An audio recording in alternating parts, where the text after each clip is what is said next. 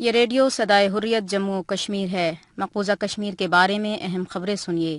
مقبوضہ کشمیر میں کرفیو اور لاک ڈاؤن کا 36واں روز ہے۔ نظام زندگی مکمل طور پر معطل اور لوگ گھروں میں محصور ہیں۔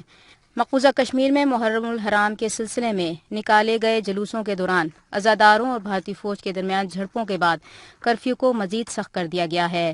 ان جھڑپوں میں سینکڑوں کشمیری زخمی ہو گئے جبکہ درجنوں کو گرفتار کر لیا گیا۔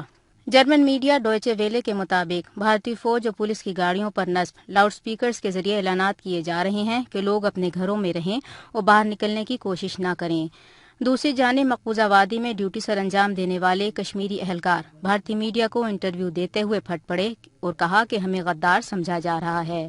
پاکستان نے بھارتی قومی سلامتی کے مشیر کی حالیہ بریفنگ سمیت مقبوضہ کشمیر کی صورتحال کو معمول کے مطابق دکھانے کے جھوٹے تاثر اور بھارتی کوششوں کو مسترد کر دیا ہے۔ چین کا کہنا ہے کہ مسئلہ کشمیر کو سلامتی کونسل کی قراردادوں کے مطابق پرامن طریقے سے حل ہونا چاہیے۔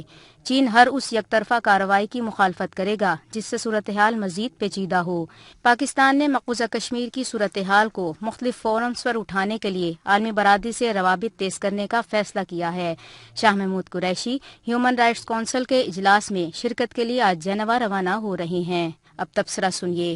مقبوضہ ریاست جموں کشمیر میں کرفیو کا آج 36واں دن ہے۔ ادویات اور غذائی اجناس ناپید ہیں جس کی وجہ سے لوگ انتہائی پریشانی کے شکار ہیں۔ اگرچہ مقبوضہ ریاست جموں کشمیر کی پوری حریت قیادت پابند سلاسل ہے لیکن حریت کانفرنس آزاد کشمیر شاہ کے رہنما اس حوالے سے بھرپور کردار ادا کر رہے ہیں۔ حریت کانفرنس آزاد کشمیر شاہ کے رہنما راجہ خادم حسین 5 اگست کے بعد پیدا ہونے والی صورتحال کے بارے میں کیا کہتے ہیں، آئیے سنتے ہیں۔ 5 اگست کے بعد پیدا ہونے والی صورتحال اس وقت کشمیر پوری دنیا کی توجہ کا مرکز بنا ہوا ہے۔ دنیا کے بڑے بڑے ایوانوں میں کشمیر کے بارے میں بات ہو رہی ہے۔ گزشتہ 36 دنوں سے پاکستان اور آزاد کشمیر کے لاکھوں لوگ سڑکوں اور سرحدی علاقوں میں سراپا احتجاج بنے ہوئے ہیں اور سرحد کے اس پار اپنے محکوم بہن بھائیوں کو اس بات کا یقین دلاتے ہیں کہ اس جدوجہد میں آپ اکیلے نہیں۔ حکومت پاکستان نے جس دلیری سے مسئلہ کشمیر اور خطے کی صورتحال اور مسئلہ کشمیر سے پاکستان کی وابستگی کے بارے میں عالمی برادری کو آگاہ کیا وہ کسی سے پوشیدہ نہیں۔